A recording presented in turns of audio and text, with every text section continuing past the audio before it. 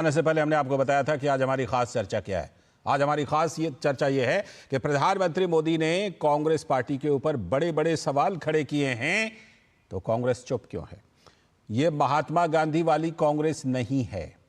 ये बात प्रधानमंत्री ने खास तौर पर जो बातें कही हैं उससे निकल कर आती हैं कि महात्मा गांधी के सेवाग्राम के रूप में मशहूर महाराष्ट्र के वर्धा में पीएम मोदी ने कांग्रेस पार्टी पर कई सवाल उठाए हैं। उन्होंने कहा कि जिस कांग्रेस को देखते हैं वो महात्मा गांधी की कांग्रेस अब नहीं है। आज की कांग्रेस को टुकड़े टुकड़े गिरोह के अर्बन नक्सली चला रहे हैं। कल भी प्रधानमंत्री ने कहा था कि नक्सली सोच हावी हो गई है। पीएम मोदी आज विश्वकर्मा योजना के 1 साल पूरे होने पर वर्धा में एक जनसभा को संबोधित कर रहे थे। उन्होंने कहा कि पिछली सरकारें हुनर और कामगारों को सम्मान नहीं देती थीं। कांग्रेस और उनके साथियों ने एससी एसटी को कभी भी आगे नहीं बढ़ने दिया। आज इस योजना में सबसे ज्यादा फायदा ओबीसी, एससी, एसटी, समाज के कारीगरों और हुनरमंद को मिला है। साथ ही पीएम ने सवाल उठाया, मैं गणपति पूजन में गया तो कांग्रेस के तुष्टीकरण की भूख जाग गई। गणपति पूजा इस देश की आस्था और संस्कृति से जुड़ी हुई है, लेकिन स्वतंत्रता आंदोलन में महाराष्ट्र में गणपति पूजा ने एक विशेष योगदान दिया था। यह समाज को जोड़ने वाली परंपरा बन गई, लेकिन कांग्रेस के राज्य कर्नाटक में गणपति की मूर्ति को हिरासत में ले लिया गया। पूजा आयोजन में बाधा डाली गई। पीएम ने कहा, आज की कांग्रेस में देशभक्ति की आत्मा अंतिम सांसें ले रही है। कांग्रेस के नेता विदेशों में भारत की संस्कृति और आस्था पर चोट करते हैं। भारत के विरोधी लोगों से मिलकर भारत के खिलाफ जहर उगलते हैं। पीएम ने कल भी एक रैली में इसका जिक्र किया था और कहा था कि कांग्रेस चंद वोटों के लिए देश की आस्था और संस्कृति को दांव पर लगा सकती है। जानकार मानते हैं कि कांग्रेस में बढ़ती नक्सली सोच समाज में विभेद कराकर अपना हित साधना चाहती है। कभी भाषा के नाम पर देश को बांटती है, कभी मजहब के नाम पर, तो कभी जातियों के नाम पर। अगर सत्ता ही सियासत का मकसद है तो महात्मा गांधी की यह सियासत तो कभी थी नहीं। उन्होंने आजादी के बाद कांग्रेस को भंग करने की भी सलाह दी थी, लेकिन उस समय पंडित नेहरू ने और तमाम कांग्रेस के लोगों ने इस सलाह को माना ही नहीं। तो प्रधानमंत्री नरेंद्र मोदी ने आज महाराष्ट्र के वर्धा में जनसभा को संबोधित किया और खास तौर पर कहा कि आज जो कांग्रेस हम देख रहे हैं वो नहीं है जिसे महात्मा गांधी ने शुरू किया था। तो प्रधानमंत्री नरेंद्र मोदी ने कल भी कांग्रेस के ऊपर हमला किया था और आज भी प्रधानमंत्री ने कांग्रेस के लिए कई बड़ी बातें कही हैं और मौजूदा कांग्रेस पर कई सवाल खड़े किए हैं। आज जो कांग्रेस हम देख रहे हैं ये वो कांग्रेस नहीं है जिससे कभी महात्मा गांधी जी जैसे महापुरुष जुड़े थे। आज की कांग्रेस में देशभक्ति की आत्मा दम तोड़ चुकी है। आज की कांग्रेस में नफरत का भूत दाखिल हो गया है। आप देखिए, आज कांग्रेस के लोगों की भाषा, उनकी बोली विदेशी धरती पर जाकर उनके देश विरोधी एजेंडे, समाज को तोड़ना, देश को तोड़ने की बात करना, भारतीय संस्कृति और आस्था का अपमान करना, ये वो कांग्रेस है जिसे टुकड़े टुकड़े गैंग और अर्बन नक्सल के लोग चला रहे हैं। तो करारा हमला किया है प्रधानमंत्री ने। साथ ही कहा कि कांग्रेस गणपति पूजन का भी विरोध करती है। उन्होंने कहा कि जब वे गणेश पूजन में शामिल हुए तो कांग्रेस का तुष्टीकरण जाग उठा। कांग्रेस पार्टी को गणपति पूजा से भी चीड़ है। मैं गणेश पूजन कार्यक्रम में चला गया तो कांग्रेस का तुष्टीकरण का भूत जाग उठा। कांग्रेस गणपति पूजा का विरोध करने लगी। तुष्टीकरण के लिए कांग्रेस कुछ भी कर रही है। आपने देखा है कर्नाटका में तो कांग्रेस सरकार ने गणपति बप्पा को ही सलाखों के पीछे डाल दिया। गणपति की जिस मूर्ति की लोग पूजा कर रहे थे उसे पुलिस वैन में कैद करवा दिया। तो प्रधानमंत्री कल से लेकर आज तक लगातार कांग्रेस के ऊपर नक्सली सोच हावी होने की बात कर रहे हैं और इधर केंद्रीय गृह मंत्री अमित शाह ने छत्तीसगढ़ से नक्सल पीड़ित लोगों के आए प्रतिनिधिमंडल से बात करते हुए कहा कि सरकार हर हाल में मार्च 2026 तक देश से नक्सलवाद और नक्सली सोच का भी सफाया कर देगी।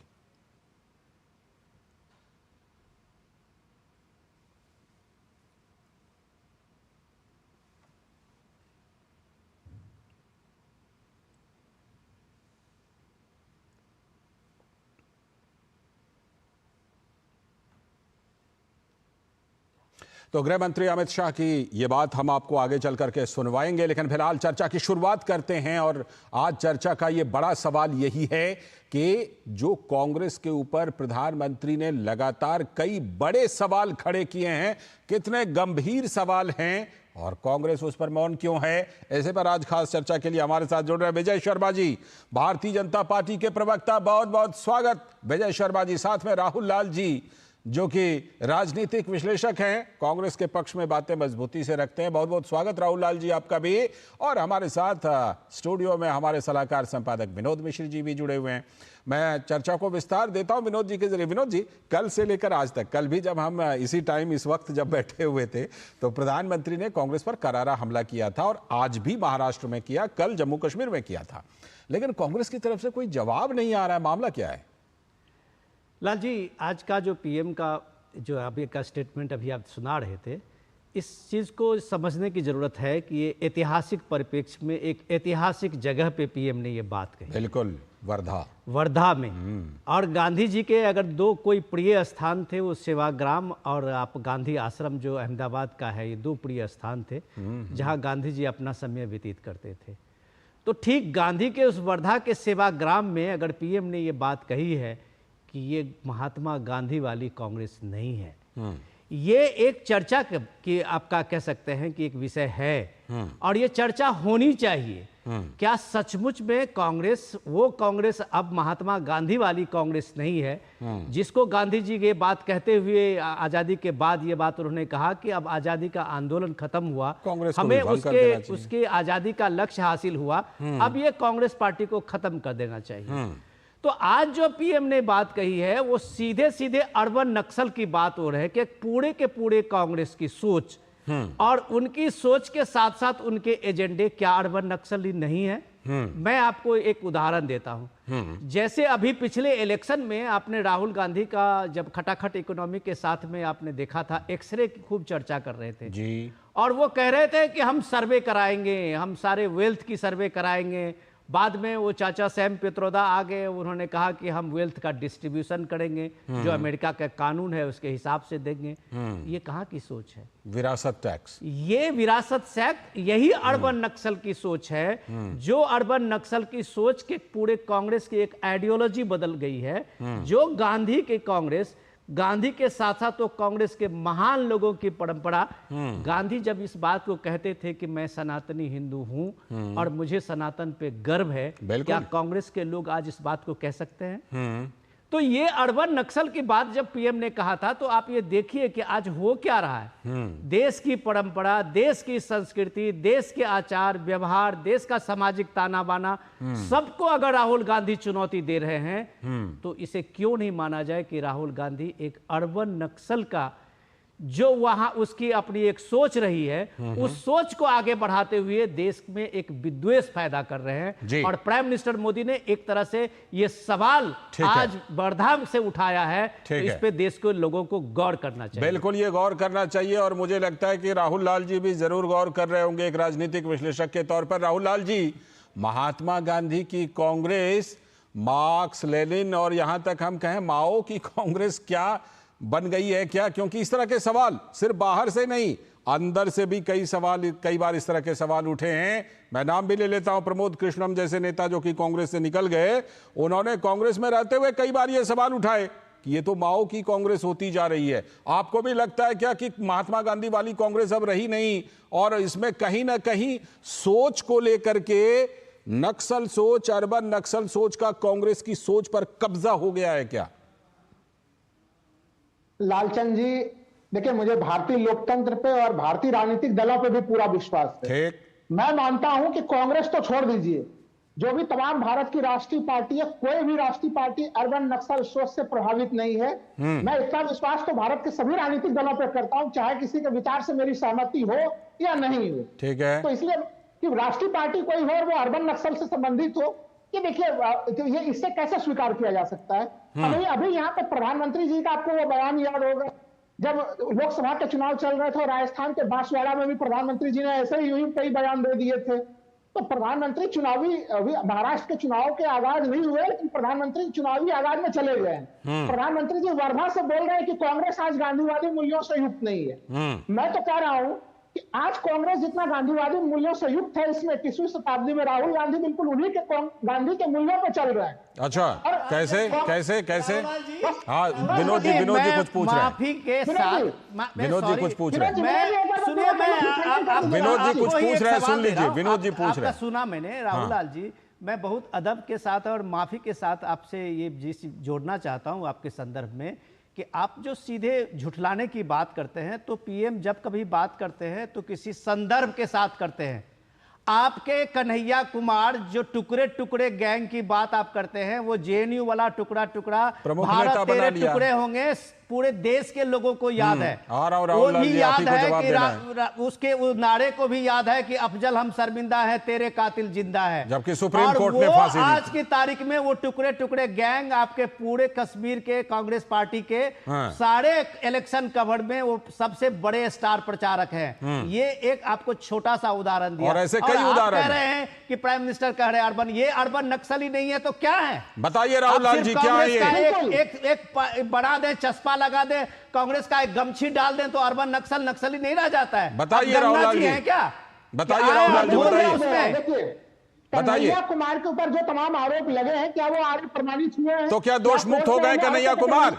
कन्हैया कुमार दोष मुक्त हो चुके हैं क्या? क्यों कांग्रेस पार्टी ने उनको लेकर के बड़ा नेता बना लिया? लालचंद जी सुन तो लीजिए, देखिए, कन्हैया कुमार दोषमुक्त नहीं हुए हैं, लेकिन उन आरोपों को प्रमाणित भी नहीं किया जा सका है। तो अभी जब मामला अंडर ट्रायल है तो नहीं लेना चाहिए था।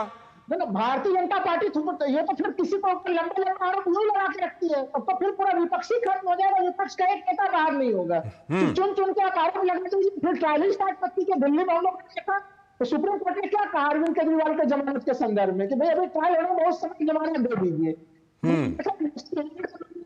गांधी परिवार के ऊपर चलाए जा रहे, भाई कब वो जांच कब पूरी करेगी, तो वो देखिए एक अलग सा तकनीकी मामला बन जा रहा है। मैं तो देखिए, मुझे इस लोकतंत्र में विश्वास है, मैं मानता हूं कांग्रेस को छोड़ दीजिए, कोई दूसरी पार्टी भी अर्बन नक्सल वाली जब अभी कन्हैया कुमार दोष मुक्त नहीं हुए हैं तो आपको लगता है कांग्रेस के द्वारा उनको लेना, फिर पहले यहाँ बड़े नेता के तौर पर शामिल करना, फिर दिल्ली से चुनाव लड़वाना, और अभी विनोद जी कह रहे थे कि उनको स्टार कैंपेनर बना दिया है कश्मीर में, तो अब क्या कल को उमर खालिद जमानत पर रिहा होंगे, उनको ले लेगी कांग्रेस क्या? अंडर ट्रायल में ही जेल में है, 4 साल से तक ट्रायल नहीं हुआ है। सोचना तो पड़ेगा ना कि ये किस पर सवाल खड़ा कर रहे हैं? लाखों कैदी ऐसे हैं जिनको जो सालों से हैं, लाखों कैदी इस देश में 75% से ज्यादा कैदी ऐसे हैं जो विचाराधीन है, तो उमर खालिद पर ही इतना जोर क्यों है? पूरे इकोसिस्टम का, पूरे इकोसिस्टम का उमर खालिद में ऐसा क्या सुरखाब के पंख हैं जो उसकी रिहाई तुरंत चाहिए उस मामले की ट्रायल?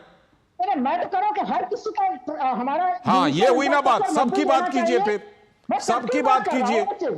और मैं जब विषय पे आ जा रहा हूं, देखिए विनोद जी ने क्या कहा कि कांग्रेस के घोषणा पत्र को लेकर कि उसमें वेल्थ डिस्ट्रीब्यूशन की बात थी। देखिए कांग्रेस ने कोई असंवैधानिक बात नहीं की थी। भारतीय संविधान का अनुच्छेद 39C वो बात करता है कि सामाजिक आर्थिक न्याय की बात करता है और समानता की बात करता है। तो ये बात तो भारतीय संविधान भी कह रहा है, महात्मा गांधी समानता की ही बात करता है, वो कहीं से मार्क्सिज्म और माओइज्म की बात नहीं करता। गांधी के कांग्रेस में आप ये जान लीजिए कि मार्क्स, लेनिन और माओ का कोई स्थान नहीं है। जिस समय गांधी थे उस समय भी मार्क्सिज्म आ गया था, लेकिन फिर भी गांधी ने कभी उसके साथ सहमति नहीं दर्ज कराई।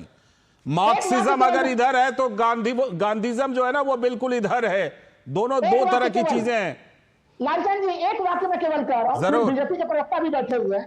देखिए, गांधी जी का बचपन से हम लोग सूत्र वाक्य पढ़ते थे कि जो आखिरी पंक्ति में, सबसे लास्ट पंक्ति में बैठा हुआ व्यक्ति है, उसका उत्थान होना चाहिए। ये बात दीनदयाल उपाध्याय भी अपने एकात्म मानवतावाद में करते हैं। ये बात अंत्योदय की बात तो दीनदयाल उपाध्याय भी एकात्म दर्शन में करते हैं, राहुल लाल जी। तो राहुल गांधी वही बात कर रहे हैं और उससे इतर कोई बात नहीं कर रहे हैं। ठीक है, मैं लौटता हूं। अब विजय शर्मा जी, आखिर ये पॉइंट उठती है कि आखिर क्या कांग्रेस इतना डेविएट हो चुकी है कि आप ये तगड़ा हमला उनके ऊपर कर रहे हैं कि अब ये गांधी की कांग्रेस नहीं रही, अब तो ये कोई और कांग्रेस हो गई है, इस पर अर्बन नक्सल सोच बिल्कुल हावी हो गई है। किस आधार पर आप लोग इतना बड़ा आरोप मुख्य विपक्षी पार्टी पर लगा रहे हैं? विजय शर्मा जी, देखिए, जिस तरह से हमारे ये कांग्रेस के जो भी है प्रवक्ता हैं, जो भी है, इन्होंने बात रखी, सत्य के आधार पर कोई भी बात नहीं रखी। आप मुझे बताइए, 2014 का इलेक्शन था लोकसभा का,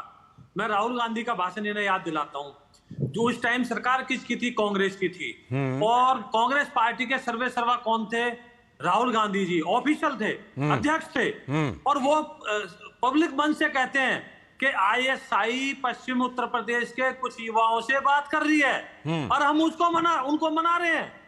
तो आप मुझे बताइए, एक एजेंसी पाकिस्तानी हमारे देश में घुस आई, आप एक्शन ले रहे हो, कानून सम्मत एक्शन लेने के बजाय आप कह रहे हो कि हम उन्हें मना रहे हैं। तो भाई ये कैसी विचारधारा है आपकी? आप अमेरिका में बैठकर मुस्लिम लीग को क्या कहते हो कि वो सेक्युलर पार्टी है। मुस्लिम लीग को सेक्युलर कहते हैं और बीजेपी को कम्युनल कहते हैं।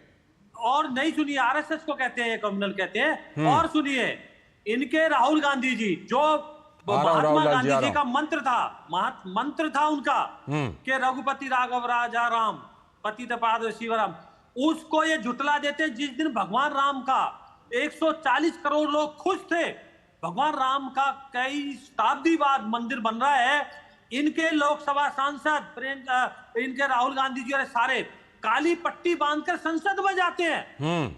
अरे विचित्र है भाई, शर्म आनी चाहिए। आप सनातन विरोधी, आप देश विरोधी लोगों के साथ मिले हुए अमेरिका में, वो लेडी जो पाकिस्तान के साथ मिलकर पीओके दौरा करती है, कश्मीर के बारे में गलत बात करती है, आप उनके साथ खड़े हो। पी चिदम्बरम क्या कहते हैं? राहुल लाल जी काउंटर कीजिए छोटा सा। राहुल लाल जी पहले काउंटर कीजिए छोटा सा। राहुल लाल जी, इन्होंने आईएसआई को लेकर बातचीत की। शायद भारतीय जनता पार्टी के प्रतिनिधि भूल गए कि जब पठानकोट का हमला हुआ था तो भाई आईएसआई को आपने जांच करने के लिए भारत बुला लिया था, जो आतंकवाद की जननी है। तो भाई कांग्रेस के ऊपर अंगुली उठाने से पहले थोड़ा अपने तरफ भी देख लीजिए। अच्छा सुनिए रामलाल जी, मैं आपको सवाल देता हूं, आपको बढ़िया कुछ पॉइंट देता हूं, तब आप शायद बेहतर डिस्कशन कर पाएंगे। आप जो रख रहे थे तर्क, उसके साथ साथ मैं कहता हूं कि अभी जब राहुल गांधी की अभी यात्रा से वो आए हैं, उसके बाद वो खामोश है। अमेरिका के कम से कम 5-6 दिन की उनकी यात्रा थी जी, और वहां अपने संबोधन में कहते हैं कि ये देवी देवता क्या है, ये देवता भगवान नहीं होते, भगवान नहीं होता, देवता भगवान नहीं होते। आपने रोक दिया मुझे। तो ये देवी देवता भगवान नहीं होता, ये सर्टिफिकेट देने वाले कोई राहुल गांधी का इस देश में आध्यात्मिक गुरु हैं। अगर आध्यात्मिक गुरु नहीं है तो इस देश में एक सनातन परंपरा और सनातन की आस्था रखने वाले लाखों करोड़ों लोगों के उसके आस्था का व्याख्या करने वाले वो कौन होते हैं? दूसरी बात मैं कहता हूं, नहीं, वो कहते हैं मंदिरों में लड़कियां छेड़ी जाती हैं। आप जरा वो लिस्ट उठा लीजिए कि राहुल गांधी ने किन लोगों से मिला है। जो बात अभी कह रहे थे, इल्हान उमर से मुलाकात। आप इल्हान उमर को जानते हैं कौन है? कांग्रेस के जो सांसद घोषित तौर पर भारत की विरोधी है। आपको पता है, भारत के खिलाफ में अमेरिका की वो लॉबी में जितने भी भारत के एंटी इंडिया के कैंपेन है, उसका इल्हान उमर उसका लीडर है। और उसके साथ साथ आप देखिए कि वहां इंडियन मुस्लिम फ्रंट, क्या बोल रहे थे राहुल जी? आप सुन लीजिए कि उसके प्रोग्राम का आयोजन कौन कराता है? राहुल गांधी का। वो भी एक एंटी इंडिया मुस्लिम संगठन है। वो नाम तो भारत इंडियन मुस्लिम ऑर्गेनाइजेशन का देता है, सारे आयोजक पाकिस्तान के हैं, उसमें पाकिस्तान के उसमें करता है, उसके साथ राहुल गांधी होता है। तो आपके साथ जब बैठने वाले लोग, आप जब पन्नू की जो दलील है खालिस्तानी आतंकी पन्नू की बात को करते हुए आप कहते हैं कि भारत में सिखों को कड़ा पगड़ी और गुरुद्वारा जाने की भी अब इजाजत नहीं होगी। तो आप जब इन चीजों को उठाते हैं तब क्या इस देश के लोग इतने मूर्ख हैं? ठीक है, आप उनकी बात को, एक समाज को आप भड़काने की बात करते हैं और तब आपको ना समझे कि आप अर्बन नक्सली सोच से प्रभावित हैं। आप तर्क लेके आते हैं, आप जो तर्क लेके आते हैं तो कम से कम वो रिकॉर्ड भी ढूंढिए। बिल्कुल, इस जिसमें पर जवाब आपके दीजिए। नेता लोग जिस तरह से बयानबाजी करके आते हैं, आप जब वहां अमेरिका की से पिछली वाली एक मिनट, आ रहा हूं, इस पर आपको जवाब दीजिए, विजय जी देंगे आपका जवाब। ठीक है, इस पर लेकिन जवाब आप दीजिए। सुनिए कि वो जब आप अमेरिका, जब कभी विदेश यात्रा करते हैं तो कहते हैं कि भारत में कोई संविधान का मर्यादा नहीं है, विनोद जी, कोर्ट के बाद सवाल उठाते हैं, विनोद जी, इसमें एक बात और जोड़ते हैं, ये अर्बन नक्सली नहीं है तो फिर क्या है भाई? एक बात और जोड़ते हैं, कल पाकिस्तान के रक्षा मंत्री ने कहा कि सेम पेज पर है पाकिस्तान और कांग्रेस और नेशनल कॉन्फ्रेंस 370 और 35A के मामले पर। राहुल लाल जी, आपने तो वो सारा कुछ देखा सुना होगा, जियो टीवी में जो इंटरव्यू देते हुए कहा, दीजिए जवाब। लालचंद जी, देखो, भारतीय जनता पार्टी का पाकिस्तान प्रेम तो दिखता ही है। जब प्रधानमंत्री मोदी की पाकिस्तान में वाहवाही हो तो कहा जाता है कि पाकिस्तान में मोदी जी की डंका बज रही है। जब योगी जी की पाकिस्तान में वाहवाही होती है तो कहा जाता है डंका बज रहा है। और वही तो मैंने कहा कि जब पठानकोट का पूरा मामला हुआ तो ISI को जांच करने के लिए बुला लेते हैं। प्रधानमंत्री जी जो है कि दो देशों में संबंध बनने के नाम पर पाकिस्तान ISI को जांच करने के लिए नहीं बुलाया था। पाकिस्तान सरकार ने जो जांच करने की मांग की थी कि हम जांच कराना चाहते हैं, उसको भारत सरकार ने मंजूरी दी थी कि आइए जांच कर लीजिए। लालचंद जी, उसमें ISI के लोग आए थे। अब देखो, अब पाकिस्तान सरकार ने अगर उसमें ISI के लोगों को भेज दिया तो बात अलग है। सरकार ने तो सरकार को, विजय शर्मा जी कुछ काउंटर कर। लालचंद जी, विजय शर्मा जी, राहुल जी आ रहा हूं आपके पास, फिर से आऊंगा। विजय शर्मा जी का काउंटर सुनिए, आपने शायद प्रधानमंत्री जी का भाषण नहीं सुना। संसद में उन्होंने कहा था कि हमने उन्हें एक मौका दिया था, वो फेल रहे और फिर हमने घर में जाके ठोका तो पूरे विश्व ने हमारा साथ दिया। समझे आप? हमने बालाकोट किया, सर्जिकल स्ट्राइक की, तो सारा विश्व हमारे साथ खड़ा था। तो हमने उनको यानी कि मॉरल ग्राउंड स्कोर किया गया, उसमें एक मॉरल ग्राउंड स्कोर हुआ। ठीक है, ठीक है, मैं आप सभी के पास आऊंगा, लेकिन जरा केंद्रीय गृह मंत्री अमित शाह की जो बात हम सुनवा रहे थे वो सुनवा लेता है, उसके बाद फिर उस पर बात करेंगे, चर्चा करेंगे। कई सारे राज्यों में एक जमाने में नक्सलवाद ने पैर पसारे थे। पशुपतिनाथ से तिरुपति तक का एक कॉरिडोर की कल्पना करते थे, और आज आप मुड़कर देखते हैं तो बस्तर के 4 जिले छोड़कर पूरे देश में नक्सलवाद को समाप्त करने में नरेंद्र मोदी सरकार को सफलता मिली है। और मैं आपके प्रदेश में कहकर आया हूं, 31/3/2026 के दिन को नक्सलवाद को इस देश से आखिरी सलाम करने का समय सुनिश्चित कर दिया गया है। मैं विश्वास दिलाता हूं। तारीख मुकर्रर कर दी है केंद्रीय गृह मंत्री ने, 31 मार्च 2026 कि उसके बाद नक्सलवाद और नक्सली सोच दिखेगा नहीं। बोलिए राहुल लाल जी। लालचंद जी, मेरा पास, अच्छा ठीक है, विजय शर्मा जी से पहले पूरा करवा के फिर राहुल लाल जी। जी अच्छा, आप मुझे बताइए, राहुल गांधी जी के साथ ये सहयोग है या प्रयोग है? वो केदारनाथ यात्रा पे जाते हैं तो बीजिंग होते हुए जाते हैं। कमाल है, मेरे को गाजियाबाद जाना है, मैं लखनऊ होते हुए आ रहा हूँ। दूसरा, डोकलाम का हमारी सेना आमने सामने खड़ी होती है, वो चुपके चुपके चाइनीज एम्बेसडर से मिलते हैं, फिर शाम को चाइनीज एम्बेसडर उनकी पोल खोलते हैं। अमेरिका में वो कहते हैं कि बेरोजगारी चाइना में नहीं है। कम्युनिस्ट पार्टी ऑफ चाइना से एग्रीमेंट वाली बात आप भूल गए क्या? कम्युनिस्ट पार्टी ऑफ चाइना के साथ जो एग्रीमेंट साइन 2008 में वो पैक्ट साइन करते हैं। अरे आप मुझे बताइए भैया, आप कैसे किस तरह की बातें कर रहे हो? अब राहुल लाल जी का काउंटर आने दीजिए। राहुल लाल जी बोलिए। देखिए, पूरे प्रकरण में तो घिसे पीटे तर्क लेके बीजेपी के लोग चल रहे हैं। भाई, कम्युनिस्ट पार्टी ऑफ चाइना अगर प्रमाणित है तो प्रमाण कर दे कि ऐसा कोई संधि समझौता हुआ है क्या?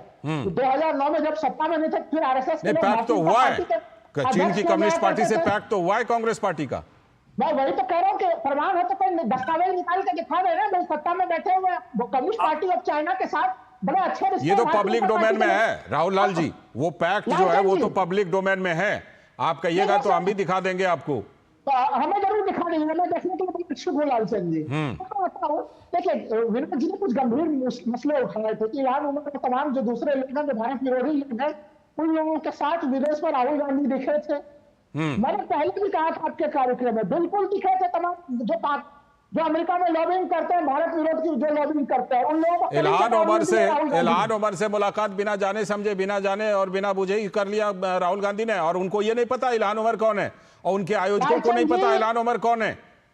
लालचंद जी, मैं वही कह रहा हूँ कि बिल्कुल पता था। हाँ। और बिल्कुल पता था और मिले हैं, और चेतावनी देने के लिए मिले थे कि भारत विरोधी गतिविधियां अमेरिका में चलती है, वो गतिविधियां बिल्कुल नेता विनोद जी राहुल लाल जी, अब सुन लिया। अब ये सीधे सीधे हम लोग आज ये गंभीर चर्चा में आप लोगों को हम लोगों ने ये कहा था, और आप कह रहे हैं कि राहुल लाल जी बहुत सारी चीजों को झुठला रहे हैं, सीधे राहुल गांधी के महात्म को लेके बैठ गए। हाँ। हम ये नहीं कह रहा, हमारा ये नहीं था कि आप उसके पक्ष में, राहुल जी के पक्ष में अपने तर्क को लेके आप राहुल गांधी का एक ये बन जाएंगे जी। सीधे सीधे बात ये है कि क्या ये गांधी की कांग्रेस है, जिससे कि हमने शुरुआत की थी जी सवाल। यही हमारा आज का टैगलाइन है कि क्या ये गांधी की कांग्रेस है। गांधी कभी भी, गांधी जी धर्म को और राजनीति को इस तरह से अलग नहीं देख सकते थे। बिल्कुल। वो कहते थे कि अगर राजनीति में धर्म का आचरण नहीं होगा तो ये राजनीति जो है वो निरंकुश हो जाएगी।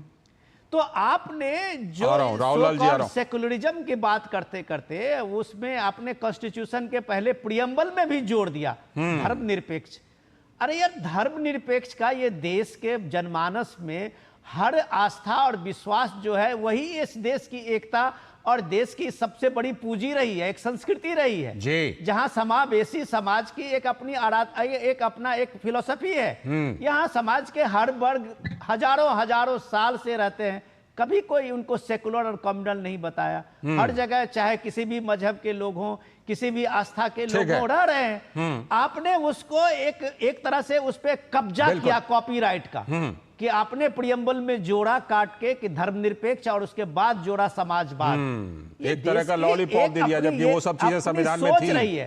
अब मैं अर्बन नक्सल की बात बताता हूं। एक तो गांधी जी को आपने जब रिजेक्ट किया तो फिर ये कौन सी कांग्रेस है? अगर गांधी जी नहीं है तो कौन सी कांग्रेस है? जवाहरलाल नेहरू की कांग्रेस कहा जाएगा कभी? अब आप सुनिए, आप श्रम को सुनिए, इस देश में जो आप इस देश में जो लूट की संस्कृति बचाए हुए हैं, यह देश में जो वेल्थ के जो ये करने वाले लोग हैं, जो आप एक तरह से देश में उद्यमशीलता को बढ़ाने वाले लोग हैं, इस देश में उनके सम्मान को आप तार तार कर रहे हैं।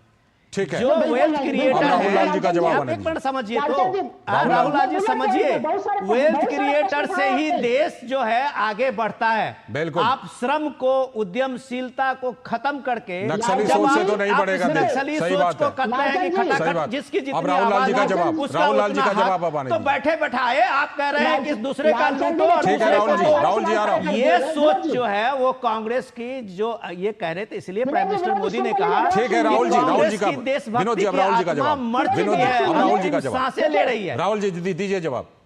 मैं तेजी से बुलेट पॉइंट पे जवाब दे रहा हूं। जवाब नंबर 1, इन्होंने कहा कि गलत ढंग से जो है कि धर्मनिरपेक्षता और समाजवाद को जोड़ा गया।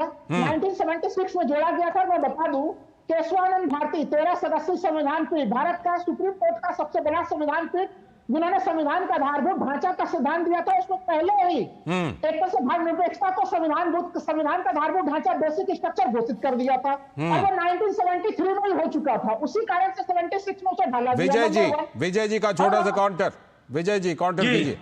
राहुल लाल जी, वो असंवैधानिक था और मैं तथ्य के आधार पर बताता हूँ। 1974 में जल्दी से क्योंकि वाइंड अप करना है। नहीं, इधर उधर की बात नहीं। अरे भाई, तर्क पे सुनिए। आपने कहा 1976 में, आप मुझे बताइए लोकसभा के, अरे भाई सुन तो लीजिए, 1971 में इलेक्शन हुए थे। आप बताइए 76 में लोकसभा, इतिहास में वो सब चीजें दर्ज है। नहीं लालचंद जी, 1976 में लोकसभा थी नहीं, लोकसभा को अधिकार था ये सबको जोड़ने का। ठीक है, फिलहाल अभी समय की कमी है, मेरे पास समय की कमी है, लेकिन इतनी बात जरूर है, चर्चा में जो हमने मूल सवाल पूछा कि ये गांधी की कांग्रेस तो नहीं दिखती, ये गांधी की कांग्रेस नहीं है, कांग्रेस क्या बदल गई है, ये गंभीर सवाल हैं, इस पर पड़ताल करते रहेंगे हम लोग। बहुत बहुत शुक्रिया राहुल लाल जी, विजय शर्मा जी जुड़ने के लिए, और विनोद जी आपका भी इस चर्चा में भाग लेने के लिए और जुड़ने के लिए बहुत बहुत शुक्रिया। अभी वक्त है एक ब्रेक का, और ब्रेक के बाद जब लौटेंगे तब बताएंगे कि मोदी सरकार के तीसरे कार्यकाल में किसानों के लिए एक बड़ी पहल की गई है, उसी की करेंगे बात। आपके घर